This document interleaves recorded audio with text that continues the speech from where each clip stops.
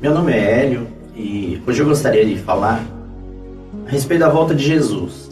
A volta de Jesus é o tema principal da Bíblia. O centro da Bíblia, a pessoa principal da Bíblia é Jesus Cristo. E o assunto principal da Bíblia é a volta de Jesus. Todas as histórias bíblicas, todos os heróis bíblicos, todos os profetas, todas as profecias da Bíblia, todas elas giram em torno da volta de Jesus. Então hoje eu queria mostrar para os irmãos como a Bíblia conta a volta de Jesus. Como será a volta de Jesus? Como será o dia em que o Senhor Jesus chegar a essa terra? Então esse estudo hoje é a respeito disso. Então eu vou ler vários versos para que a Bíblia conte como vai ser a volta e a chegada de Jesus a essa terra, o que vai acontecer. E esse é o tema do estudo de hoje. O primeiro verso que nós vamos ler está em Atos 1, é o versículo 9, 10 e 11. Depois que Jesus ressuscita no terceiro dia, ele passa 40 dias com os apóstolos, e depois de 40 dias ele ascende ao céu. E aí acontece esse verso aqui que eu vou ler. Ditas estas palavras, foi Jesus elevado às alturas à vista deles, e uma nuvem o encobriu dos seus olhos. E, estando eles com os olhos fitos no céu, enquanto Jesus subia, eis que 2 varões vestidos de branco se puseram ao lado deles, e lhes disseram: varões galileus, por que estáis olhando para as alturas? Esse Jesus que dentre vós foi assunto ao céu, virá do modo como o vistes subir. Então aqui ele estava reunido com os apóstolos, e os apóstolos de repente começam a ver Jesus subir ao céu. E eles se entristecem, porque eles não querem se separar novamente de Jesus. Mas aí a Bíblia diz que vem um anjo e diz para eles: da mesma forma como Jesus está subindo ao céu, ele vai voltar. E Jesus ficou 40 dias com eles, comendo, andando com eles e conversando. Ou seja, ele estava em carne. E o anjo disse: da mesma maneira como ele está subindo, ele vai voltar. Jesus subiu em carne, então ele vai voltar em carne também. E Jesus nos prometeu que ele vai voltar. Em João 14, verso 1, 2 e 3, olha o que ele diz. Palavras do Senhor Jesus: não se turbe o vosso coração. Credes em Deus, crede também em mim. Na casa de meu pai há muitas moradas. Se assim não fora, eu vos teria dito. Pois vou preparar-vos lugar. E quando eu for e vos preparar lugar, voltarei e vos receberei para mim mesmo, para que onde eu estou, estejais vós também. Jesus prometeu que ele ia nos preparar moradas. E que quando elas estivessem prontas, ele ia vir para nos buscar. Essa é a grande promessa que Jesus nos fez. Então vamos começar. Para entender a volta de Jesus, a gente tem que entender um conceito. É um verso de João 5, 28 e 29, que o Senhor Jesus disse. Esse verso é muito importante para a gente entender todo o contexto da volta de Jesus.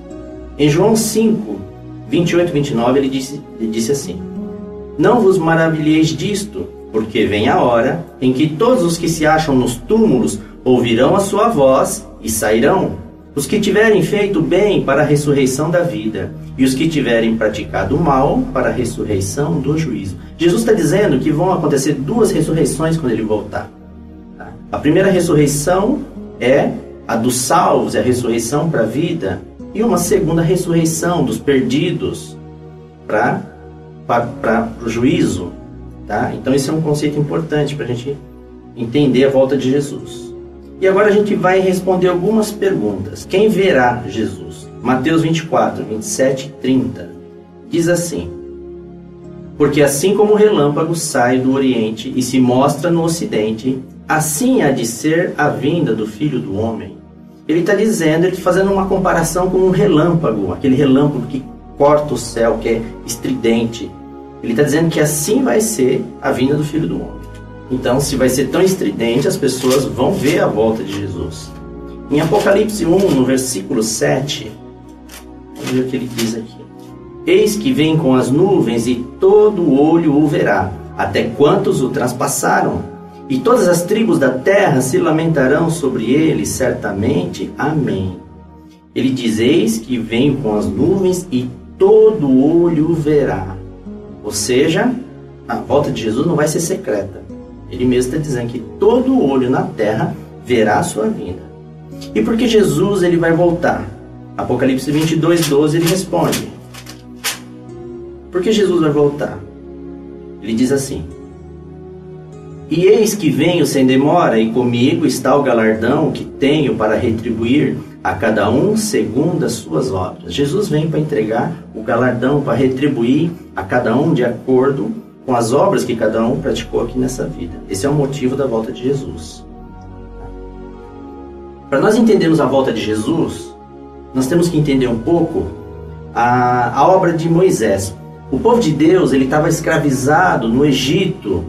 E vocês conhecem a história? Deus mandou 10 pragas caírem sobre o Egito para que o povo do Egito libertasse o povo de Deus. E aí Moisés conduziu o povo de Deus pelo deserto até a terra prometida. Agora, na volta de Jesus, vai acontecer uma coisa semelhante. Deus vai mandar 7 pragas, 7 flagelos cair sobre esse mundo, para que o mundo liberte o povo de Deus, para que Jesus possa conduzir esse povo para a terra prometida. É uma coisa similar ao que aconteceu na época de Moisés. Então, a única diferença é que na época de Moisés caíram 10 pragas sobre o povo do Egito, que escravizava o povo de Deus. Mas na volta de Jesus, a Bíblia nos diz que vão cair 7 pragas sobre esse mundo, destruindo as obras das mãos dos homens, matando os ímpios, para que o mundo liberte o povo de Deus. E aí Jesus volta para nos conduzir até a terra prometida. Apocalipse 15, o subtítulo aqui na minha Bíblia é os 7 flagelos, que são as 7 pragas que vão cair do céu. Diz assim no versículo 1: vi no céu outro sinal grande e admirável, 7 anjos tendo os 7 últimos flagelos, pois com estes se consumou a cólera de Deus. Então são os 7 últimos flagelos. No capítulo 16 todinho ele vai descrevendo, flagelo por flagelo. Tá? E quando você chega no capítulo 16, no versículo 21, já é o 7º flagelo, a 7ª praga que vai cair sobre essa terra. E a gente vai ler somente o finalzinho do 7º flagelo. Por quê?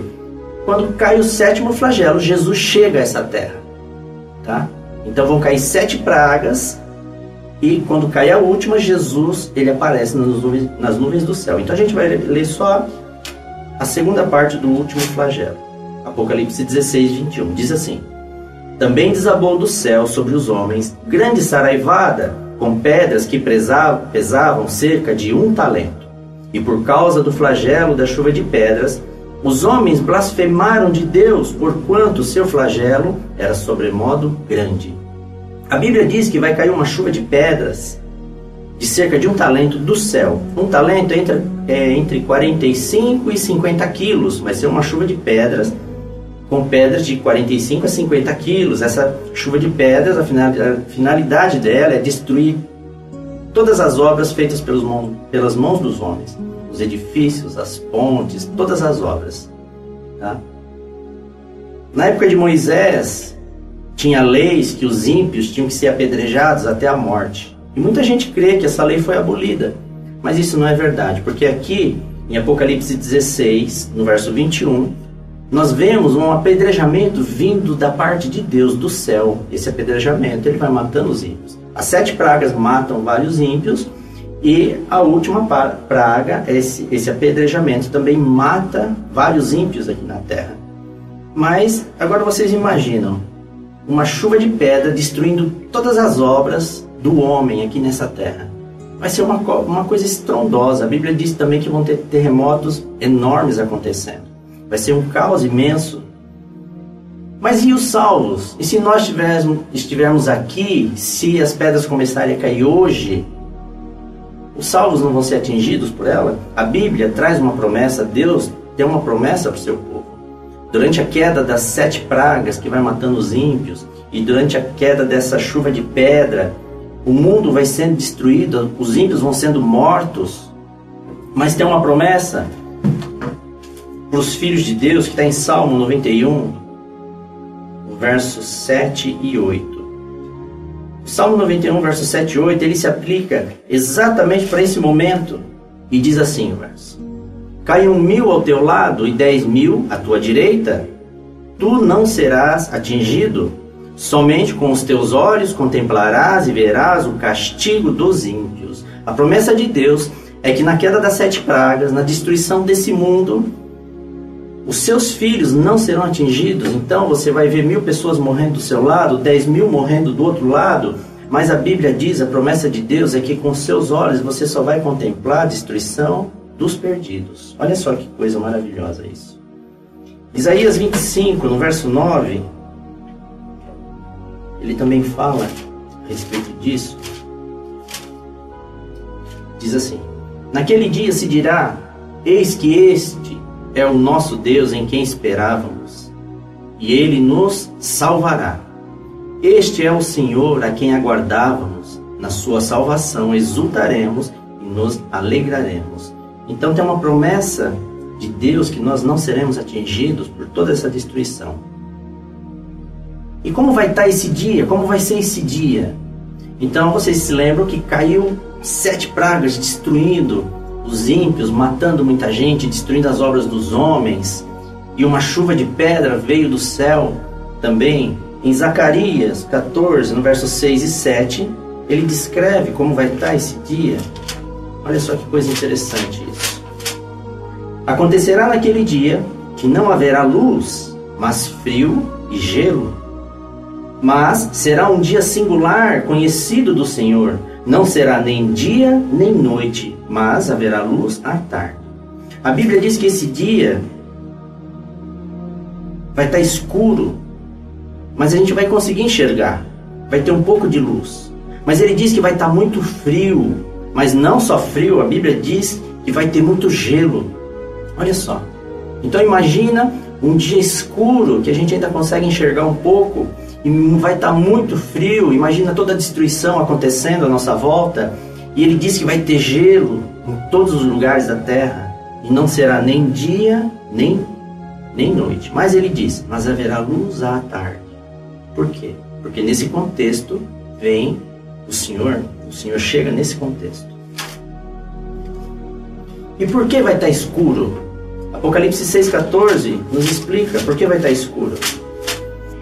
E o céu recolheu-se como um pergaminho quando se enrola. Então todos os montes e ilhas foram movidos do seu lugar. A Bíblia diz que os céus se recolheram. Ele usa uma figura de linguagem como um pergaminho, um rolo. Então os céus vão desaparecer. O sol, a lua, as estrelas, tudo vai sumir, vai desaparecer. É isso que ele está dizendo. Por isso está escuro, não tem mais lua, não tem mais sol. Por isso ficou escuro, por isso ficou frio. Em Lucas 21, 26, 27, esse dia, ele diz assim: haverá homens que desmaiarão de terror e pela expectativa das coisas que sobrevirão ao mundo, pois os poderes do céu serão abalados. Então se verá o Filho do Homem vindo numa nuvem com poder e grande glória. Então, nesse estado, a terra fria, escura, com muita destruição, ele diz que Deus ele vai vir numa nuvem no céu. Mas vamos entender bem isso. Em Apocalipse 14, ele descreve esse momento também. Olha só o que ele diz em Apocalipse 14. Aqui João ele está tendo uma visão desse momento, e ele diz assim: olhei, e eis uma nuvem branca, e sentado sobre a nuvem, um semelhante a filho do homem, tendo na cabeça uma coroa de ouro, e na mão uma foice afiada. É Jesus chegando sobre uma nuvem. Você pode ler em 1 Reis 18:44 também, é uma profecia, diz que essa nuvem ela é pequena, é do tamanho da palma da mão de um homem. E essa nuvem ela vai crescendo e crescendo e vai se aproximando. Mas por que está escuro? Como que a gente vai enxergar uma nuvem do tamanho da mão de um homem? É porque está escuro, não tem mais nada no céu. E essa nuvem é uma pequena nuvem branca. E todo mundo vai ver essa nuvem, porque ela vai se aproximando e ela vai começar a crescer. E ela vai se aproximar e ela vai tomar conta de todo o céu. E todo mundo vai ver que sobre ela está Jesus. Mas quem mais vem com Jesus? Jesus vem sozinho? Em Mateus 25, 31, olha o que diz aqui. Quem vem com Jesus? Diz assim: quando vier o Filho do Homem na sua majestade, e todos os anjos com ele, então se assentará no trono da sua glória. Todos os anjos do céu vêm com Jesus. E por que vêm todos os anjos? Em Mateus 24, 31, ele responde: e ele enviará os seus anjos com um grande clangor de trombeta, os quais reunirão seus escolhidos dos quatro ventos de uma a outra extremidade dos céus. Os anjos vêm para recolher os salvos. Jesus vem e atrás dele vem um exército imenso de anjos. Quando ele chega a essa terra, os anjos espalham pelo mundo inteiro para reunir os escolhidos, os salvos, para levar eles para se encontrarem com Jesus na altura das nuvens. E quem mais vem com Jesus? Vem todos os anjos, mas quem mais vem? Apocalipse 6, no versículo 16 e 17. Olha o que ele diz aqui. Aqui ele está falando a respeito dos perdidos, do momento em que Jesus chega. Olha o que diz a respeito deles. E disseram aos montes e aos rochedos: cai sobre nós, escondei-nos da face daquele que se assenta no trono e da ira do Cordeiro, porque chegou o grande dia da ira deles. E quem é que pode suster-se? O verso está dizendo que os perdidos se desesperam quando eles veem Jesus vindo nas nuvens do céu, e eles gritam assim para os montes: caiam sobre nós e nos esconda daquele que se assenta no trono e da ira do Cordeiro. O Cordeiro é Jesus. Aquele que se assenta no trono é Deus Pai. Deus Pai vem junto com Jesus. No verso 17 ele diz: porque chegou o grande dia da ira deles. Então Jesus ele vem sobre uma nuvem, atrás dele todos os anjos do céu, um exército. A Bíblia diz que são milhões de milhões, miríades de anjos. E vem Deus Pai também junto com Jesus. Em Mateus 26, no verso 63 e 64, tem a descrição desse mesmo momento. Aqui Jesus ele está sendo interrogado antes da crucificação. Eles levam ele para a casa de Caifás, que é um sumo sacerdote, e eles procuram fazer perguntas para Jesus para incriminar ele de alguma maneira. E aí acontece isso aqui que eu vou ler agora. Eles interrogam Jesus, aí diz assim no verso 63: Jesus, porém, guardou silêncio, e o sumo sacerdote lhe disse: eu te conjuro pelo Deus vivo, que nos digas se tu és o Cristo, o Filho de Deus. Respondeu-lhe Jesus: tu o disseste. Entretanto, eu vos declaro que, desde agora, vereis o Filho do Homem assentado à direita do Todo-Poderoso e vindo sobre as nuvens do céu. Olha que interessante. Ele disse para Caifás que eles iam ver ele vindo sobre as nuvens do lado de Deus Pai, junto com Deus Pai. Eles tentando incriminar Jesus, interrogando Jesus, mas eles não perceberam que eles receberam uma sentença aqui. Aqueles homens que estavam ali interrogando Jesus, as pessoas que crucificaram ele, nessa fala de Jesus eles receberam uma sentença. Em Apocalipse 1:7 ele explica, olha o que ele diz: eis que vem com as nuvens, e todo olho o verá, até quantos o traspassaram. E todas as tribos da terra se lamentarão sobre ele, certamente. Amém. Jesus deu uma sentença sobre aqueles sacerdotes. Ele disse: vocês vão ressuscitar para me ver vindo sobre as nuvens do céu junto com Deus Pai. Foi uma sentença de Jesus sobre aqueles homens. E quando Jesus chega à terra, ele chega, a terra está um caos, destruída, escura, fria. Ele vem com Deus Pai, todos os anjos vêm. E aí acontece a primeira ressurreição. 1 Tessalonicenses 4,16. Porque são duas ressurreições, como a gente leu um verso. Porquanto o Senhor mesmo, dada a sua palavra de ordem, ouvida a voz do arcanjo, e ressoada a trombeta de Deus, descerá dos céus, e os mortos em Cristo ressuscitarão primeiro. Depois nós, os vivos, os que ficarmos, seremos arrebatados juntamente com eles, entre nuvens, para o encontro do Senhor nos ares. E assim estaremos para sempre com o Senhor. Quando Jesus chega na altura das nuvens, ele não vai pisar na terra nesse momento. Ele chama à vida os mortos, e a Bíblia diz que os mortos em Cristo ressuscitarão primeiro. É a primeira ressurreição dos salvos. E depois os vivos são transformados e são arrebatados junto com os que ressuscitaram. Os anjos pegam todos nós e nos levam para nós encontrarmos Jesus e Deus Pai na altura das nuvens. Olha só que coisa linda. Em 1 Coríntios 15, 52, ele também descreve esse momento. No momento, num abrir e fechar de olhos, ao ressoar da última trombeta, a trombeta soará, os mortos ressuscitarão incorruptíveis e nós seremos transformados. É o mesmo verso, ele descrevendo. Tá? Os salvos saem do pó da terra quando Jesus chega e ele já sai incorruptíveis, sem nenhuma corrupção, sem nenhum traço do pecado. E nós, os vivos, nós somos transformados também. E aí os anjos nos pegam e nos levam para nós nos encontrarmos com Jesus na altura das nuvens, para a gente ir para o céu. E os perdidos? O que acontece com os perdidos? Apocalipse 20, no verso 5, diz o que acontece com os perdidos que estão mortos. Os restantes dos mortos não reviveram até que se completassem os 1000 anos. Esta é a primeira ressurreição. Então, os perdidos mortos ficam no pó da terra. E os vivos, o que acontece com os vivos?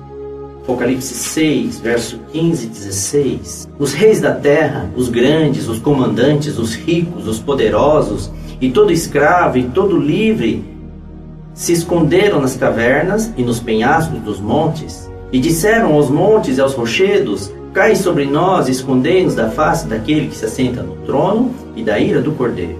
Então, todos os perdidos se desesperam quando Jesus chega. Isaías 34, no verso 2, 3 e 4, ele descreve esse momento. Porque a indignação do Senhor está contra todas as nações, e o seu furor contra todos os exércitos dela. Ele as destinou para a destruição e as entregou à matança. Os seus mortos serão lançados fora, dos seus cadáveres subirá o mau cheiro, e do sangue deles os montes se inundarão.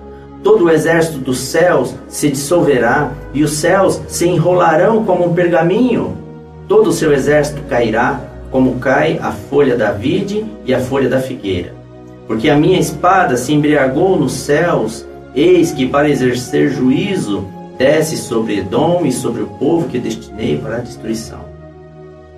Então, os perdidos, eles ficam desesperados. Em 2 Tessalonicenses 2,8, ele diz o que finalmente acontece com os perdidos. Então, será de fato revelado o iníquo, a quem o Senhor Jesus matará com o sopro de sua boca e o destruirá pela manifestação de sua vinda. Os perdidos, eles são todos mortos pelo sopro da boca de Jesus e pela manifestação da vinda de Deus Pai. Todos os perdidos. Aqui ele se refere ao homem da iniquidade, mas também são todos os perdidos, todos os que cometeram iniquidade. Então, os salvos são transformados, os anjos pegam eles e levam eles para encontrar Jesus na altura das nuvens. Os mortos em Cristo ressuscitam e também os anjos levam eles para encontrar Jesus na altura das nuvens. Os ímpios que estão vivos são todos mortos pela manifestação de Deus Pai, pelo sopro da boca de Jesus.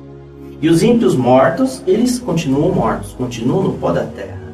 E quando nós nos encontramos com Jesus na altura das nuvens, nós começamos uma viagem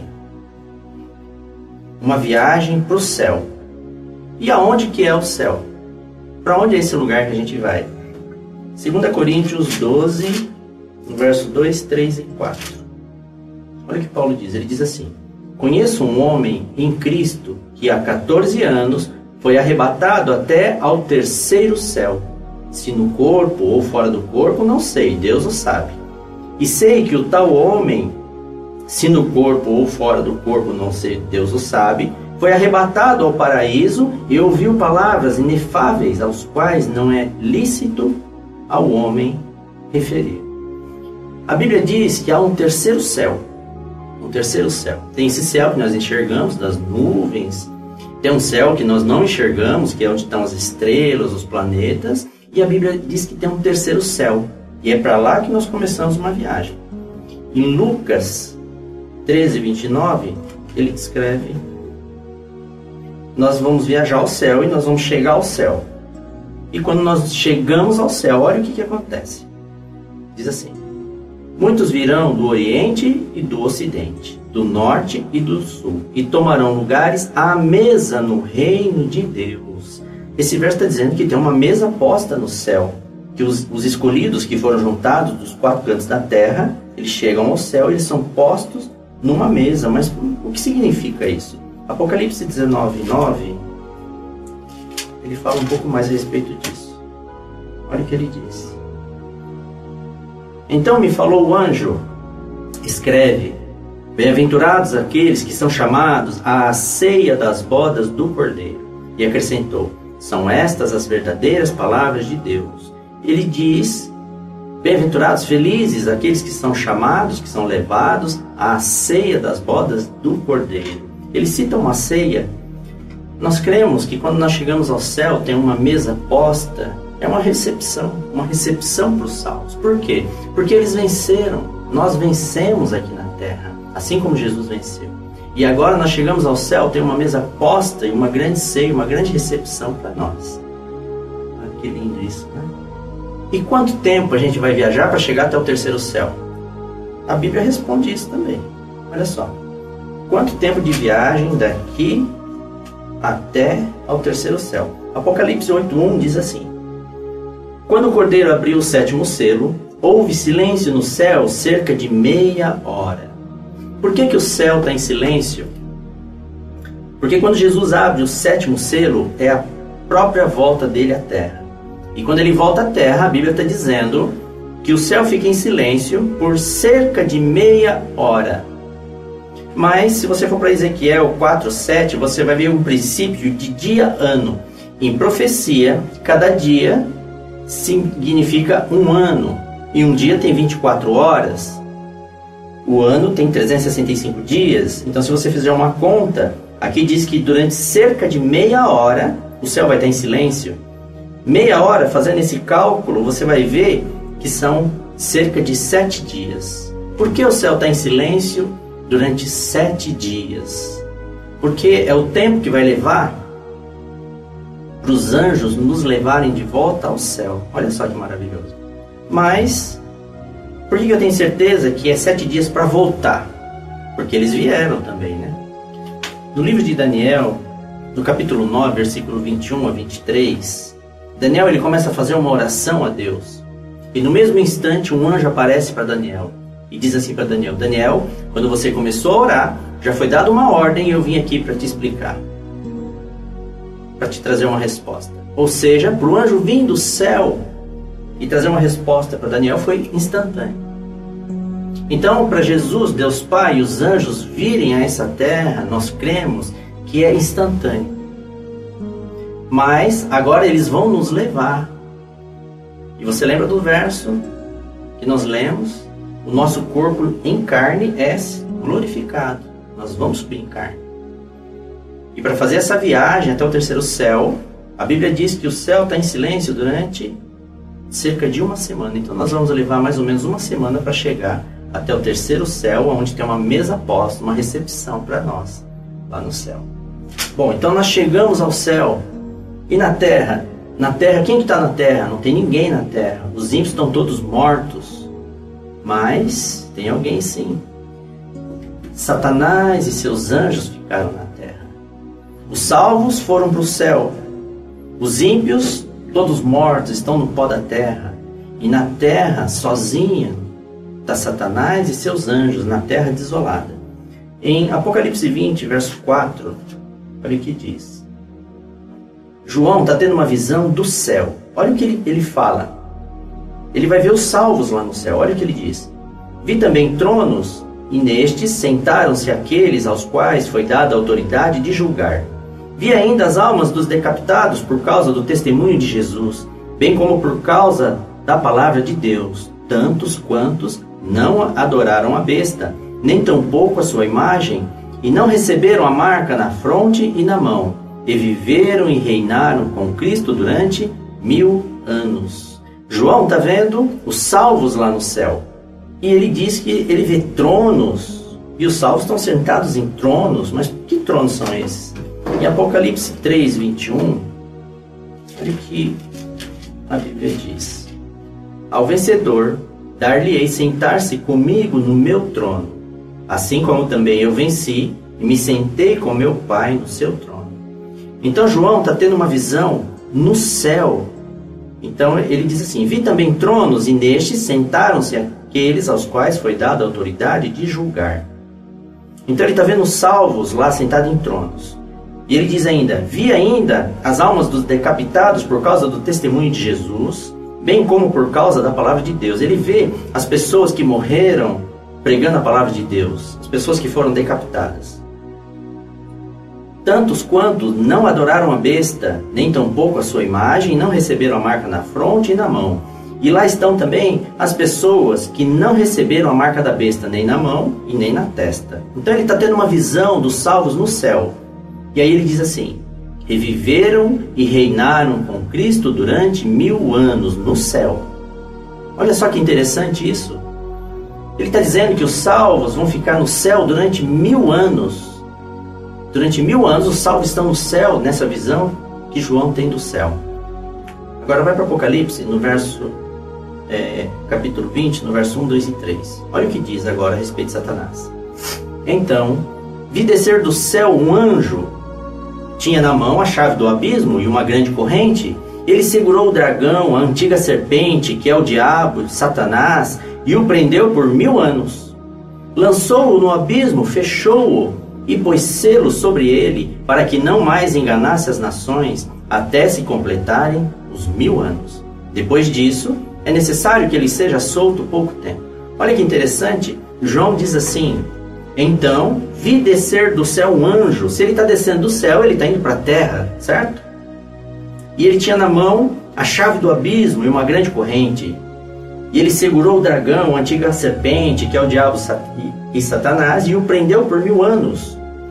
No mesmo tempo que ele diz que os salvos vão reinar 1000 anos com Cristo no céu, ele está dizendo que Satanás vai ficar preso 1000 anos. No verso 3 ele diz assim: lançou-o no abismo, fechou-o e pôs selo sobre ele, para que não mais enganasse as nações, até se completarem os 1000 anos. Depois disso é necessário que ele seja solto pouco tempo. Então o verso está dizendo que Satanás vai ser preso num abismo aqui na terra durante 1000 anos. Mas depois de 1000 anos é necessário que Satanás seja solto pouco tempo. Olha que interessante isso. Vamos entender isso aqui. Aonde fica esse abismo que Satanás está preso? Que abismo é esse aqui? Jeremias 4, ele responde: aonde fica esse abismo em que Satanás está preso? Jeremias 4, do versículo 23 ao 27. Aonde que o anjo prendeu Satanás? Diz que foi num abismo. E diz assim: olhei para a terra e ei-la sem forma e vazia. Aqui Jeremias está tendo uma visão da terra depois da volta de Cristo, tá? E ele descreve a terra assim: olhei para a terra e ei-la sem forma e vazia, para os céus e não tinham luz. Olhei para os montes e eis que tremiam, e todos os outeiros estremeciam. Olhei e eis que não havia nem homem nenhum, e todas as aves do céu haviam fugido. Olhei ainda e eis que a terra fértil era um deserto, e todas as suas cidades estavam derribadas diante do Senhor, diante do furor da sua ira. Olha só que interessante. Pois assim diz o Senhor: toda a terra será assolada, porém não a consumirei de todo. Olha que interessante. Jeremias, ele diz: olhei para a terra e ei-la sem forma e vazia. Olhei para os céus e não tinha mais luz. Aí ele diz no verso 26: olhei ainda e eis que a terra fértil era um deserto. Todas as suas cidades estavam derribadas e não havia mais homem. A terra fértil era um deserto. Olha que interessante como ele está descrevendo. Mas no verso 23, ele nos revela onde Satanás, que abismo é esse que Satanás foi preso. Ele diz assim: olhei para a terra, e ei-la sem forma e vazia, para os céus e não tinham luz. Quando que a terra foi sem forma e vazia? Olha o que diz Gênesis 1, no versículo 1 e 2. No princípio criou Deus os céus e a terra. A terra, porém, estava sem forma e vazia. Havia trevas sobre a face do abismo, e o Espírito de Deus pairava por sobre as águas. Olha que interessante. O que aconteceu com a terra na volta de Jesus? A terra foi destruída, não tem mais vida. Jeremias vê a terra e diz que ela não tem mais forma, que ela é sem forma e vazia e não tem mais luz. Ela não tem mais vida, ela virou um deserto frio, escuro. Na volta de Jesus, a terra, ela volta no estágio inicial da criação. Aqui como em Gênesis 1. A terra de novo, ela está sem forma e vazia. E há trevas sobre a face do abismo. E Deus chama a terra antes da criação de um abismo. É nesse abismo que Satanás vai ficar preso 1000 anos. Na terra desolada, destruída, fria, escura. Não tem mais vida nenhuma. Satanás e seus anjos vão ficar 1000 anos aqui na terra, presos. Então vocês entendem que a terra, na volta de Jesus, ela volta ao estágio antes da criação. Ela volta para Gênesis 1 novamente. Os salvos estão no céu, reinando com Cristo 1000 anos. Os ímpios, todos mortos no pó da terra. Satanás solto nesse mundo, vagando, sem ter quem tentar. Ele está preso nesse abismo. Mas diz que Satanás vai ficar preso só 1000 anos. E a Bíblia diz que nós vamos reinar somente 1000 anos no céu. Olha que interessante. E nós lemos um verso que diz que a segunda ressurreição, ela só vai acontecer depois de 1000 anos também. Olha só, mas o que significa isso? Apocalipse 21, no verso 2. Olha o que acontece agora com a terra. João está tendo uma visão da terra. E ele diz assim: vi também a cidade santa, a nova Jerusalém, que descia do céu da parte de Deus, ataviada como noiva adornada para seu esposo. João está vendo uma cidade, a nova Jerusalém, que descia do céu da parte de Deus. Ela está descendo, ele diz, para onde? Para a terra. Olha no versículo 10. E me transportou em espírito até uma grande e elevada montanha, e me mostrou a santa cidade, Jerusalém, que descia do céu da parte de Deus. Nesse mundo desolado, sem vida, sem forma e vazio, agora João, ele está vendo descer uma cidade, porque Jesus prometeu: eu vou preparar lugar, e quando eu preparar, eu vou vir para te buscar e vocês vão estar comigo. Mas agora a Bíblia está dizendo que uma cidade está descendo do céu, é a nova Jerusalém. Se você ler Apocalipse 21, do versículo 11 até o 27, tem a descrição dessa cidade todinha. Essa cidade é descrita na Bíblia como tendo aproximadamente 540 quilômetros de cada lado, inclusive 540 quilômetros de altura. É um cubo, as medidas que tem aqui na Bíblia. Então ela é um cubo com 540 quilômetros de cada lado. Entregar essas medidas para demógrafos. Demógrafos são pessoas que calculam a população das cidades, dos estados e dos países. E passar essas medidas que a Bíblia traz dessa cidade, porque na Bíblia tem ela detalhadamente. E eles fizeram um cálculo que, né, numa cidade dessas dimensões podem morar até 8 vezes a população atual da Terra. A população atual da Terra é 7 bilhões e tantas pessoas. Olha que coisa maravilhosa. E essa cidade está descendo para a Terra. Apocalipse 22, no verso 3, olha o que diz: nunca mais haverá qualquer maldição, nela estará o trono de Deus e do Cordeiro, os seus servos o servirão. Olha que maravilha, está dizendo que dentro da cidade, essa cidade que está descendo do céu, nela estará o trono de Deus e do Cordeiro. Deus Pai, Jesus estão dentro dessa cidade que está descendo para a terra. Olha Apocalipse 21, no verso 3. Olha o que ele diz: então ouvi grande voz vinda do trono, dizendo: eis o tabernáculo de Deus com os homens. Deus habitará com eles. Eles serão povos de Deus e Deus mesmo estará com eles. Olha a promessa da Bíblia. Essa cidade, Nova Jerusalém, que está descendo, lá dentro está o trono de Deus e do Cordeiro. E Deus Pai, Ele está fazendo a sua mudança para a terra. Olha que bênção. E Ele diz, Deus mesmo estará com eles e fará morada com eles. E eles serão povos de Deus e Deus mesmo estará com eles. Olha que promessa maravilhosa. Deus sempre tentou habitar com o homem. Quando Ele criou o homem, Ele amou tanto o homem que Ele queria estar junto do homem. Mas agora, no plano de salvação realizado por Jesus Cristo na terra, a perfeição de Deus é Ele se mudar do terceiro céu para essa terra. Mas vocês se lembram que a terra está desolada, fria, escura, sem forma e vazia. E essa cidade ela vai pousar nessa terra. Então a cidade santa está descendo do céu e dentro estão todos os salvos, Jesus e Deus Pai, porque se passaram 1000 anos, por isso eles vão ficar só 1000 anos no céu, agora eles estão descendo para a terra. E aonde vai pousar a cidade santa? Deus é maravilhoso, Ele nos revelou tudo. Ele diz assim, em Zacarias 14, no verso 4. Naquele dia estarão os seus pés sobre o monte das oliveiras. Ele está falando de Jesus, que está de frente de Jerusalém para o oriente. O monte das oliveiras será fendido pelo meio, para o oriente e para o ocidente, e haverá um vale muito grande. Metade do monte se apartará para o norte e a outra metade para o sul. Olha o que ele está descrevendo, que Jesus finalmente vem e põe os 2 pés na terra novamente. E aí, aonde? No Monte das Oliveiras, que existe até hoje, onde Jesus orava, onde Ele se humilhava, onde Ele suou gotas de sangue, em desespero pelo que Ele ia passar. E agora diz que Ele vem com toda a honra e glória e põe os seus 2 pés no Monte das Oliveiras.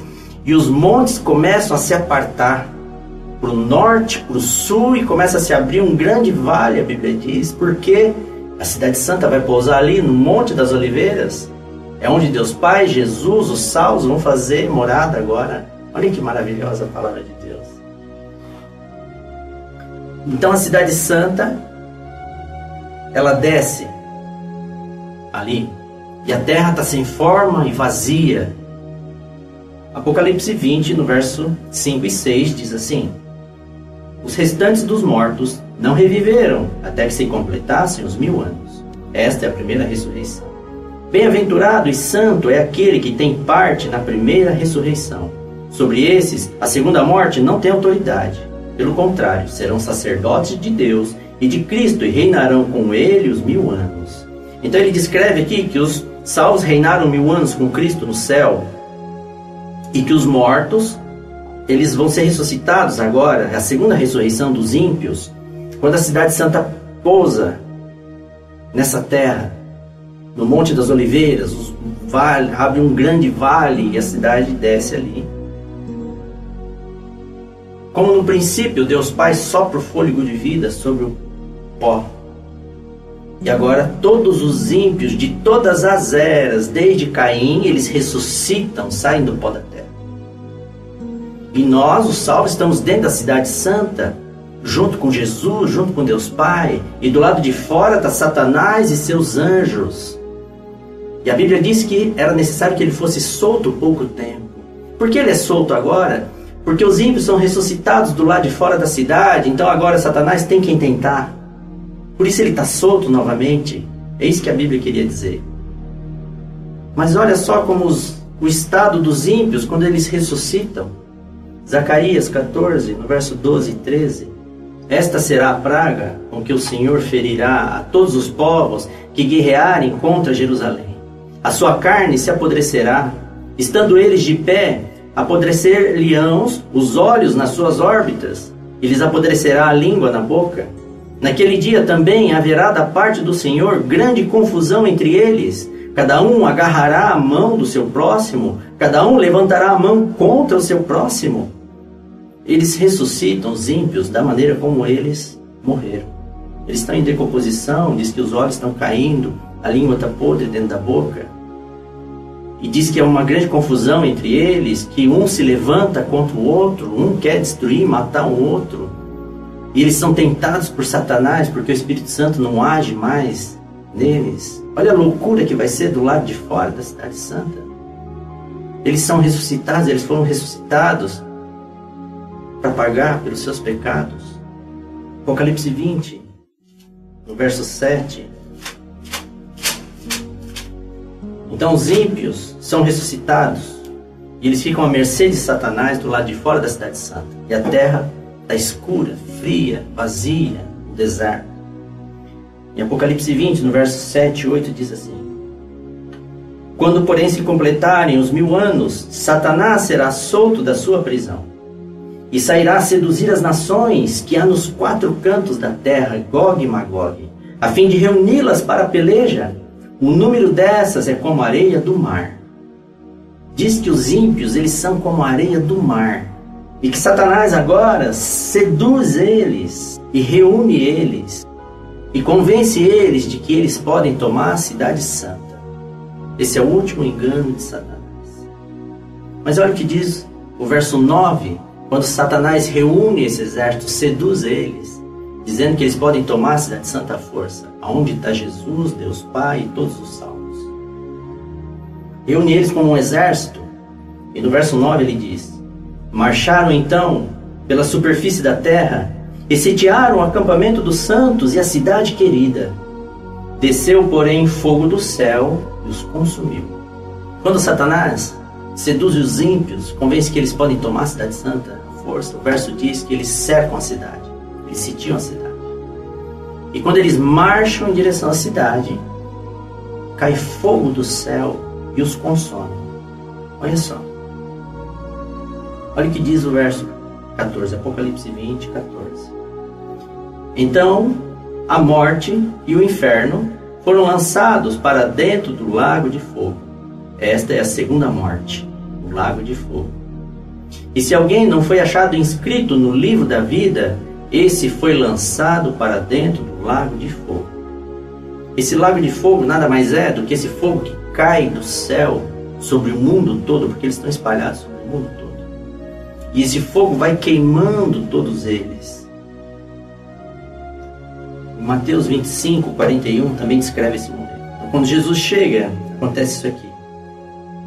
E traz a cidade santa. Então, o rei dirá também aos que estiverem à sua esquerda, os perdidos: apartai-vos de mim, malditos, para o fogo eterno preparado para o diabo e seus anjos. E quando Jesus diz essas palavras, o fogo cai do céu sobre eles. E esse fogo é como uma lava, ele vai escorrendo pelo mundo inteiro e vai consumindo os anjos de Satanás e todos os ímpios. Em Isaías 66, 15 e 16, ele também descreve esse momento. Diz assim: pois eis que o Senhor virá em fogo, e os seus carros como um torvelinho, para tornar a sua ira em furor, e a sua repreensão em chamas de fogo.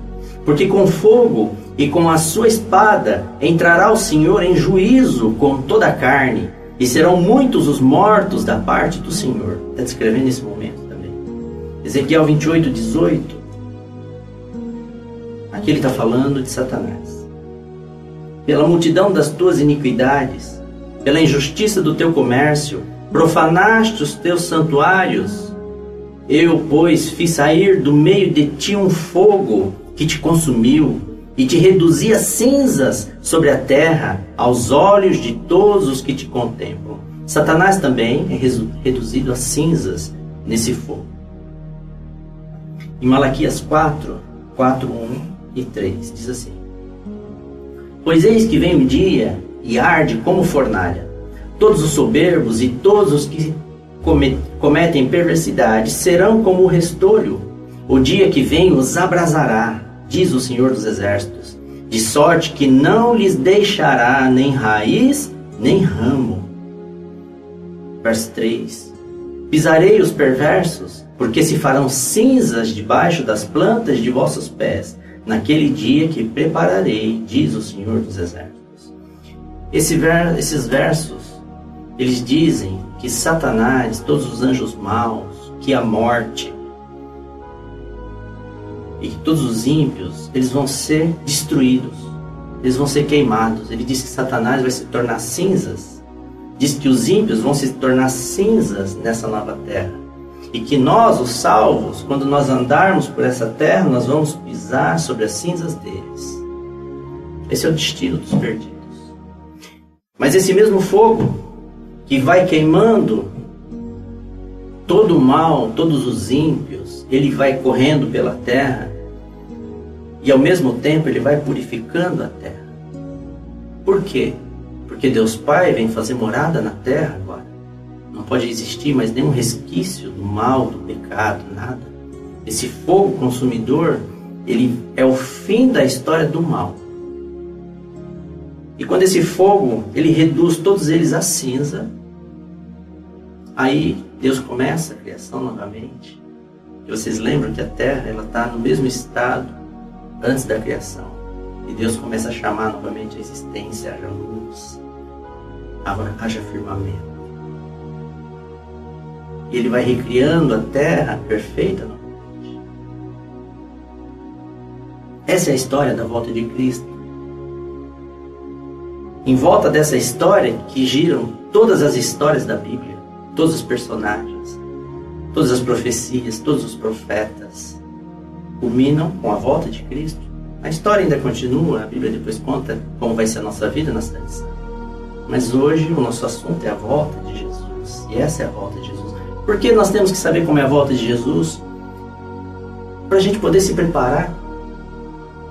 Para a gente não estar do lado dos perdidos, mas para a gente estar do lado dos salvos. E para a gente se preparar, a gente tem que estudar esse livro aqui. E a gente tem que compreender as Escrituras. E a gente tem que ser obediente a ela. Esse é o cristianismo. É seguir as instruções que Jesus nos deixou. Porque é esse presente que Ele quer nos dar, a salvação. Amém, irmãos?